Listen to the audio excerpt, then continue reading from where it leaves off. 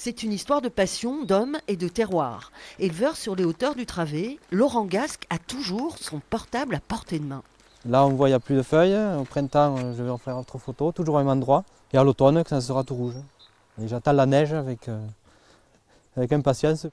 Pas un jour ne se passe sans qu'il tweete. Sa photo, comme les précédentes, va se retrouver sur les réseaux sociaux.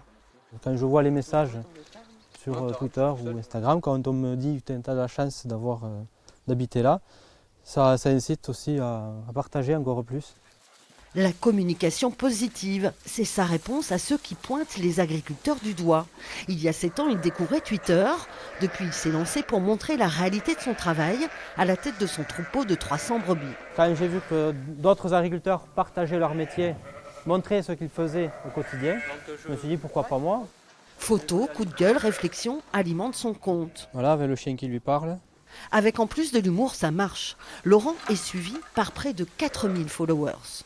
Influenceur, on s'imagine que c'est pas nous, mais en fait, il s'avère qu'effectivement, oui, je commence à le devenir. Et je me suis fait inviter, on se fait inviter par des organismes agricoles dans des salons.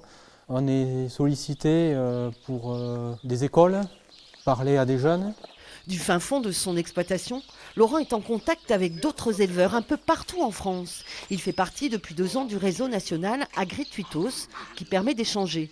Son père, face à cette génération de paysans connectés, est plutôt sceptique. Bien et pas bien, c'est bien l'ouverture, mais ce qui n'est pas bien, c'est que ça prend beaucoup de temps et ça n'amène pas à grand-chose économiquement.